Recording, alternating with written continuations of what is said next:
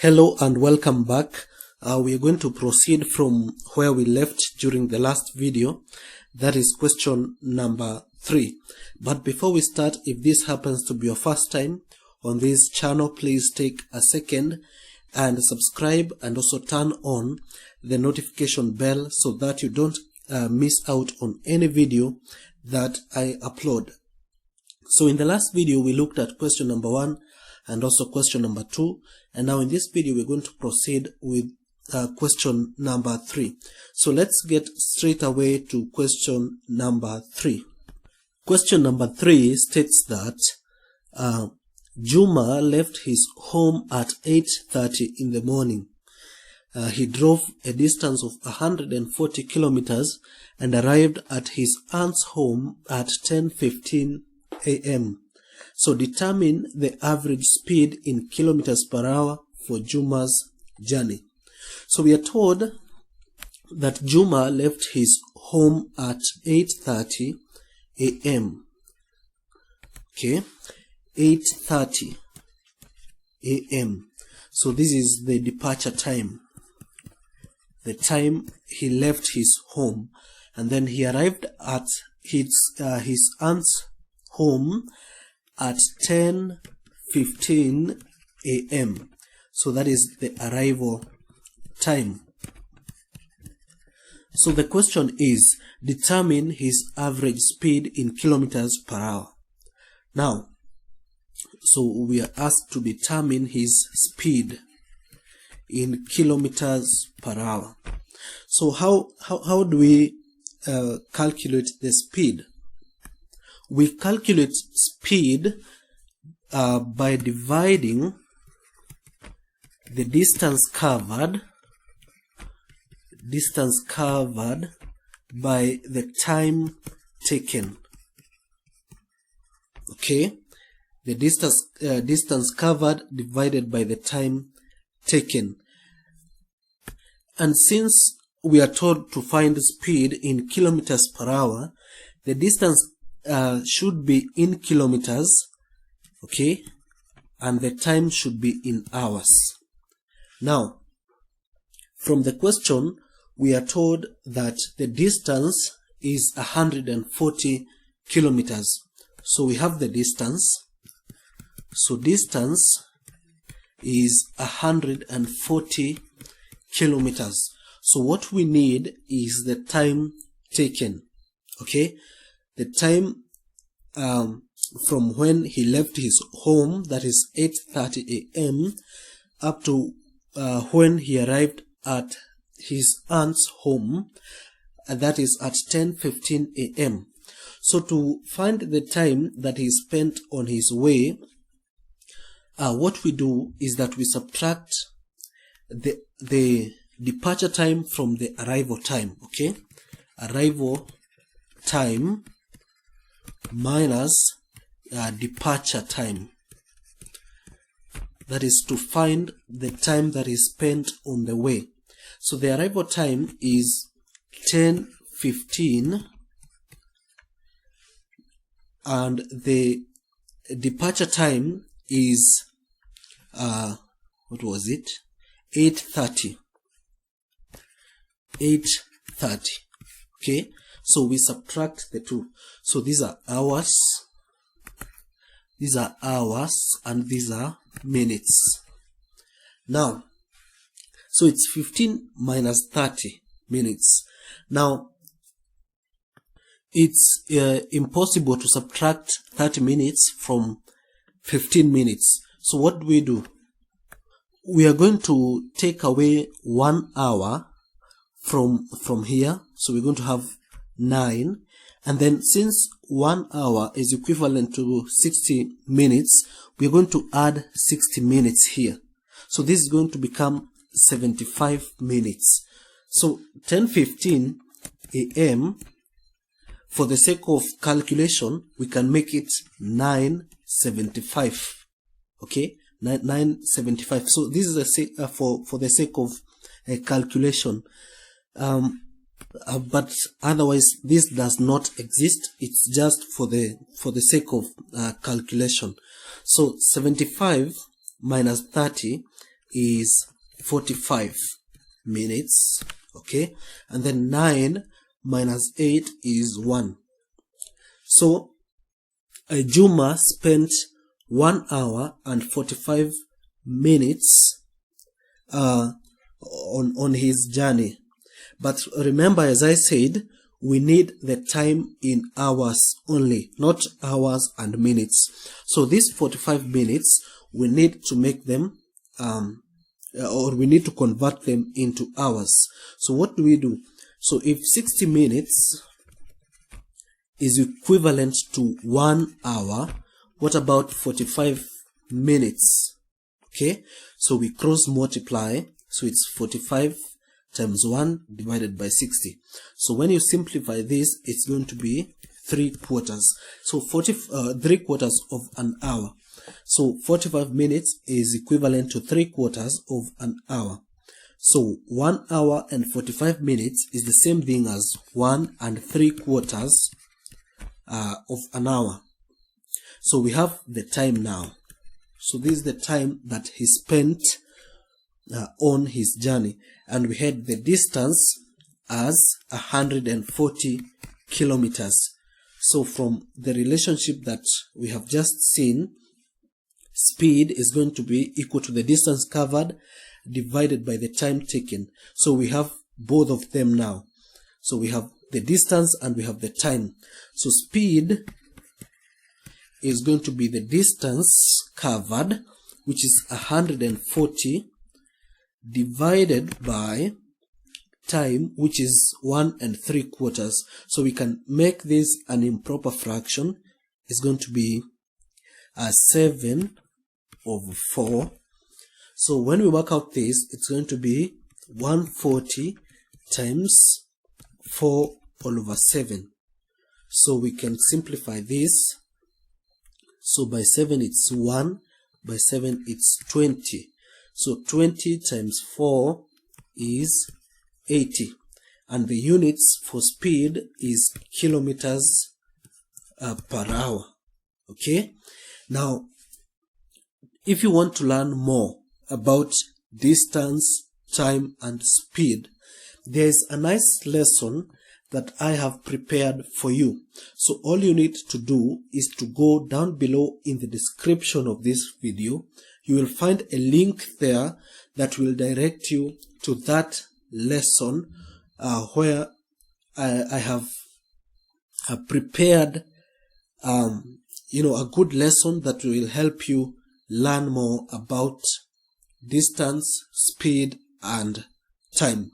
So I hope you have understood, and let's move on to the next question, that is question number 4.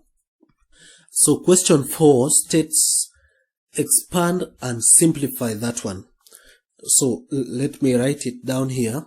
So expand and simplify 4 into bracket q plus 6, and then plus 7, and then q minus 3. So we expand and we simplify. So to expand means that we're going to open up this bracket, and then to simplify is to put the like terms together.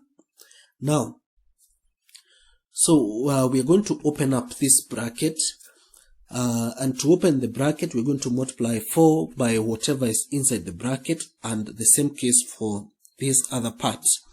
So it's going to be 4 times q, it's going to be 4q, and then plus 4 times 6, which is 24. So this 4 multiplies whatever is inside the bracket, okay?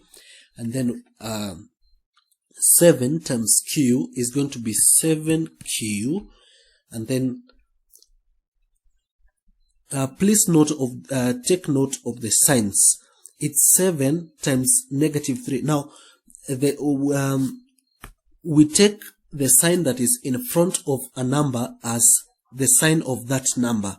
So for this case, this is negative 3. So if there is no sign in front of a number, for example q, You see there's no sign in front of it, so that means it's positive. So if there's no sign, we take it to be positive. So but if there's a negative sign in front of a number, it means that that number is negative. So it's 7 times negative 3. So that's negative 21. Okay, so we have expanded, but we have not simplified. So simplifying means we're going to put the like terms together. So 4q and 7q, we can put them together, and then 24 and negative 21, we can put them together. So 4q plus 7q, so that's 11q. Okay, and then plus 24 minus 21, or 24 minus 21 is 3. Okay, and that way we have expanded and we have simplified. So I believe that was not difficult, and we can proceed to the next question, that is question number 5. So in question number 5, you can see that we have a trapezium there, and we are told that in the trapezium, or probably I can draw it once again. So let me draw it. So we have it this way. Okay, though it's not as perfect as the one that is in the on the question. So let's have it that way. So that's our trapezium that way.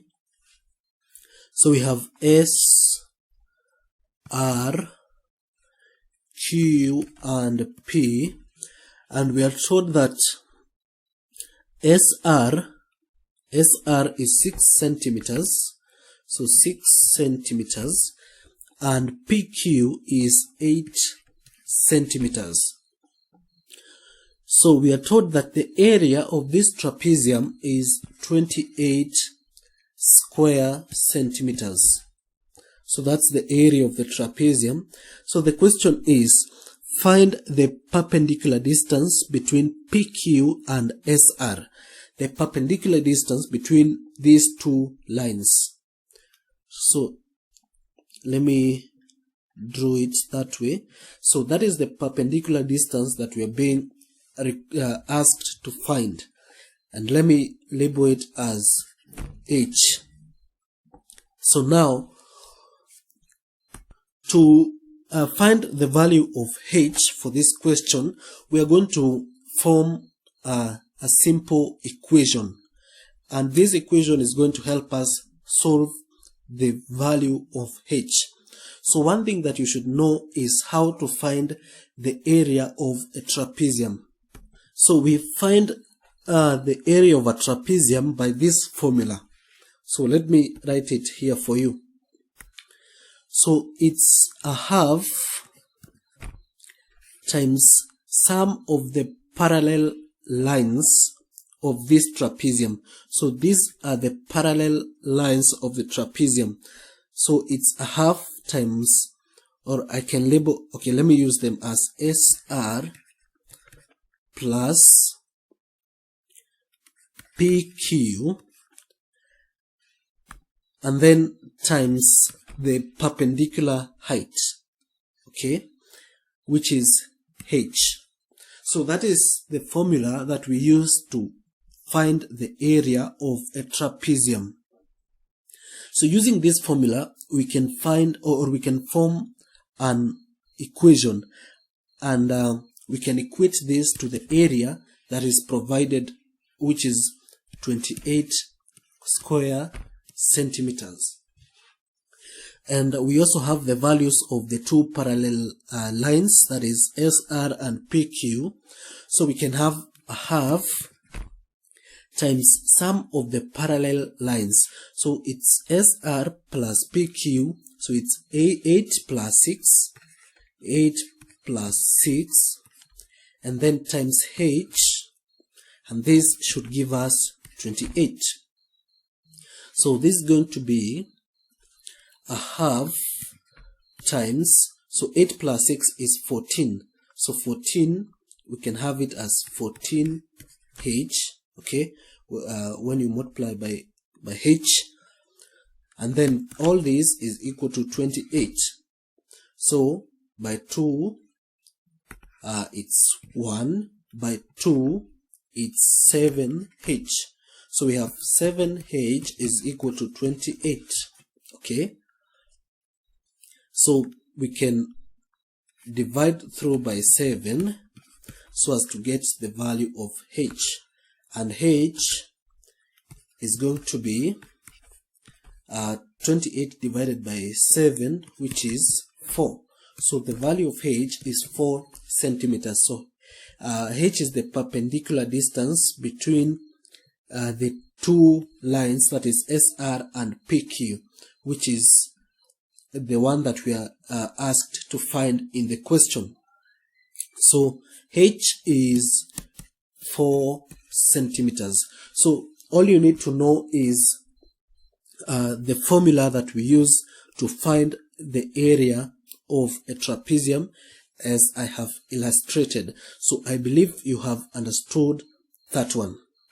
So let's proceed to question number 6. And we are told that given that the cube root, so let me write it.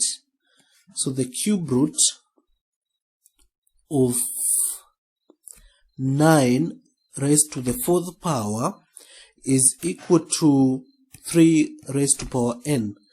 Find the value of n. So find the value of n. Now this takes us back to the laws of indices. And remember, I said during the last video that I have prepared a nice lesson about laws of indices. So all you need to do is to go down below to the description box, and you will find a link that will direct you to that video. So there's a law of indices, and I mentioned it during the last video, that states that if you have a number, let's say a, and we're finding the nth root of a, this is the same thing as a raised to the power of 1 over n. Okay, and we are going to use it here. So 9 raised to power 4, so the cube root of 8, is the same thing as 9 raised to power 4, and then all these raised to the power of a third. Okay, now we also mentioned another law of indices, that if you have a number, okay, let me use a different color. If you have a number, let's say a, raised to a certain power m, and all these raised to another power n, all you need to do is to multiply the two powers. So we are going to have a raised to the power of mn. So when you go back here, we have such a problem. So to go about it, we need to have 9, and then we multiply the two powers. So 4 times a third is going to be 4 all over 3. Okay, now so we can rewrite this problem as a 9 to power 4 over 3 is equal to 3 to power n. Okay, so how do we go about that problem?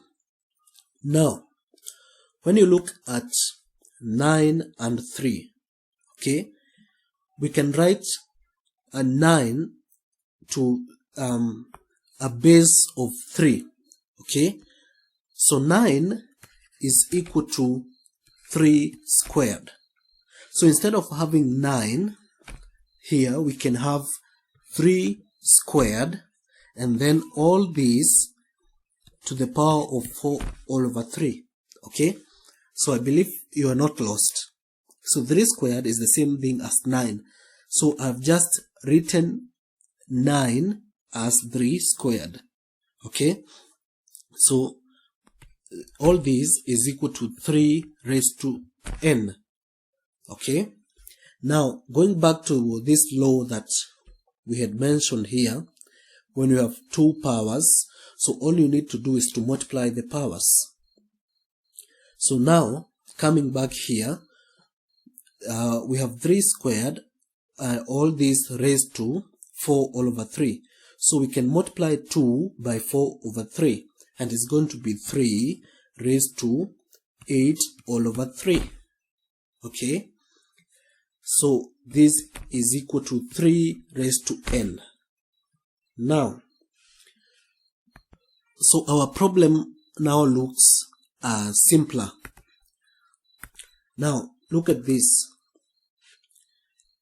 If we have a 2 raised to power 2 is and this is equal to 2 raised to something else, so this something else must be 2. Okay, so if this the base is the same, the powers also have to be the same. Okay, if we have, let's say, 4 raised to power 2 is equal to 4 raised to something else, this something else must be 2 for it to be equal. Okay, or for the two sides to be equal, and that is the principle that we're going to apply here. So if the base is if the base is common, that means the powers are also equal. So that means n is equal to 8 out of 3, and that is the value of n. So we have solved for n. So I see that time is far much spent, so let's meet in the next video. In the meantime, you can take a cup of water or even wake up and stretch a little bit. So let's meet then.